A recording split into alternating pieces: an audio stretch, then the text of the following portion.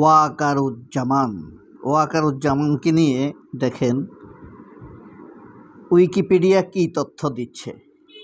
এরপরে আমরা চ্যাট জিপিটিটা দেখব। এই যে দেখতে পাচ্ছেন ওয়াকারুজ্জামানের প্রাথমিক জীবন।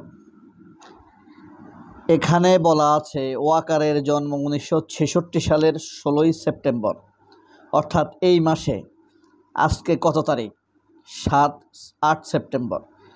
তার জন্ম 16ই সেপ্টেম্বর তৎকালীন পূর্ব পাকিস্তানের ঢাকার একটি বাঙালি মুসলিম পরিবারে। ওয়াকারের বর্তমান বাংলাদেশের ময়মনসিংহ বিভাগের শেরপুর থেকে এসেছিলেন। তার বাবা ছিলেন আসাদুজ্জামান শেরপুর এবং গাইবান্ধার একজন বিখ্যাত জেলা বিচারক, সালিসদার। ওয়াকারের দাদা ছিলেন ফজলুর রহমান, যাকে ব্রিটিশ রাজের প্রতি অবদানের জন্য তৎকালীন ব্রিটিশ প্রশাসক খান বাহাদুর উপাধিতে ভূষিত করে। অর্থাৎ ব্রিটিশদের প্রতি অনুগত ছিল তার পরিবার। এই যে দেখেন, এরপর দেখেন এই যে চ্যাট জিপিটি ওয়াকারের ব্যাপারে কি তথ্য দিচ্ছে। Wakeruzzaman promotion as army chief, he act as chief of army staff 23rd June 2014. Actually, he is an pro-Indian army general. মানে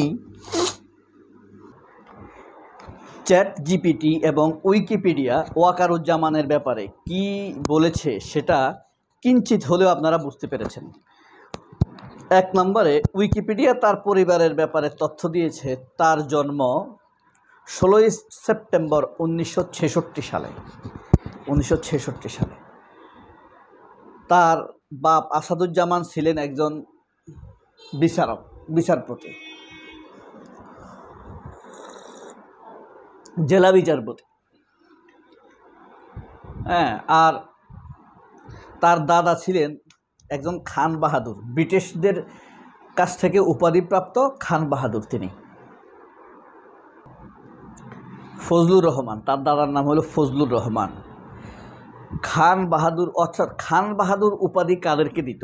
ব্রিটিশরা, যাদের দ্বারা তাদের উদ্দেশ্য সার্ভ হতো, তাদেরকে চাটত, তাদের উদ্দেশ্যে তাদের ব্রিটিশ রাজ্যকে, ব্রিটিশ প্রভাবকে, ব্রিটিশ ক্ষমতাকে শক্ত করার জন্য ব্রিটিশদেরকে যারা সার্ভিস দিত, তাদেরকেই খান বাহাদুর উপাধিতে ভূষিত করত। ওয়াকারুজ্জামানের দাদা ফজলুর রহমানকে সেভাবেই খান বাহাদুর উপাধিতে ভূষিত করা হয়েছিল। এরপরে ধরেন যাদের দ্বারা ব্রিটিশদের রাজ্য বা এই দেশে ব্রিটিশদের ক্ষমতা পাকাপোক্ত হতো, তাদের কয়েকজনের একজনই ছিল এই খান বাহাদুর ফজলুর রহমান। অর্থাৎ তাদের পারিবারিকভাবে ক্ষমতাকে চাটার একটা অভ্যাস রয়েছে। বুঝতে পারছেন? ব্রিটিশদের আনুগত্য করছে। এখন এক প্রজন্ম গেছে, ওয়াকার আনুগত্য করছে কাদের? বাংলাদেশের করছে। ওয়াকারের দাদা তো বাংলাদেশের করেনি, ব্রিটিশ রয়্যালিটির বিরুদ্ধে বিদ্রোহ করেনি। ওয়াকারের বাপও তাদের সুবিধাভোগী, ওয়াকার হইল ভারতের সুবিধাভোগী। এদের বংশ পরম্পরায় বাইরের প্রতি এদের আনুগত্য, এদের রক্তই বোঝা যাচ্ছে। এটা আমি যে তথ্য পেয়েছি, এই তথ্য দিয়ে আমার বুঝে এটা এসেছে।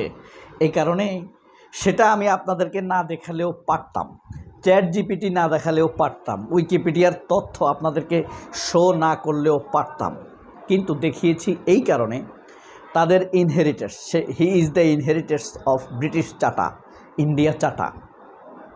কথা বলছেন? তার দাদার যেমন একটা জেনেটিক অভ্যাস ছিল চাটা, তাদেরকে সেই হিসাবে তারা টাকা পয়সা অর্জন করেছে।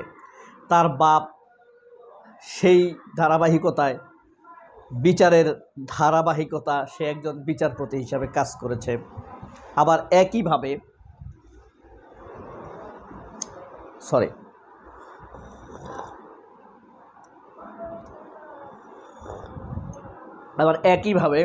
তার সে তার দেখেন, আপনি যদি তার 20টা অ্যাটেম্পট চিন্তা করেন, আপনি দেখবেন যে একটা অ্যাটেম্পটও বাংলাদেশের পক্ষে যাচ্ছে না।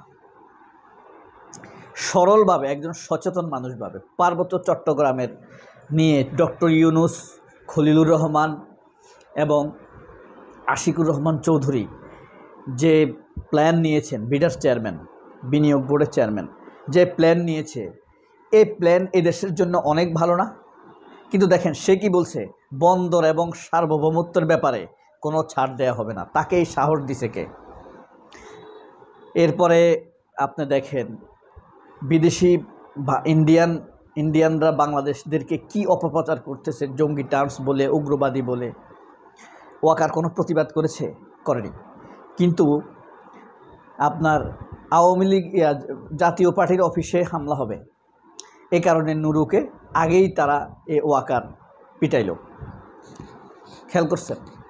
অথচ যখন আওয়ামী লীগকে ধরতে যায়, আওয়ামী লীগের বিভিন্ন নামে, মঞ্চ ৭১ নামে, ৭১ পূজা করার নামে, ৭১ বিক্রির নামে যখন আওয়ামী লীগ পুনর্বাসনের প্রোগ্রাম হয়, সেটাকে ওয়াকার মব বলতেছে।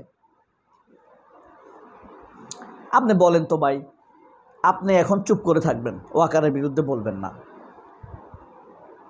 2 বছর 5 বছর পর আওয়ামী লীগ আসবে, আপনার আত্মীয় স্বজনকে রেপ করবে, আপনি বুঝতে পারছেন? ধর্ষণ করবে এই আওয়ামী লীগ, তখন আপনি রোখাইতে পারবেন? ওয়াকার সেই পথ করতেছে। ওয়াকারের সাথে বিএনপি অলরেডি হাত মিলিয়ে ফেলছে, আর ভারত বিএনপি একাকার হয়ে গেছে এই জনগণের বিরুদ্ধে। অর্থাৎ তাদের কাছে কিছুদিন আগে আমাদের যে 2000 মানুষ মারা গেছে, শহীদ হয়েছে ছাত্র জনতা, এই যে 40,000 পঙ্গু হয়েছে, আহত হয়েছে, এদের কোনো দাম নেই, কোনো মূল্য নেই ওয়াকারদের কাছে, বিএনপির কাছে। এরপরে আমরা দেখব চ্যাট জিপিটিতে কি তথ্য দেয় তারেক রহমানের ব্যাপারে। এই ব্যাপারে একটি ভিডিও করব আগামী সপ্তাহে। তথ্যগুলো যদিও পাওয়াটা যথেষ্ট কঠিন। তো ওয়াকারের স্ত্রীর নাম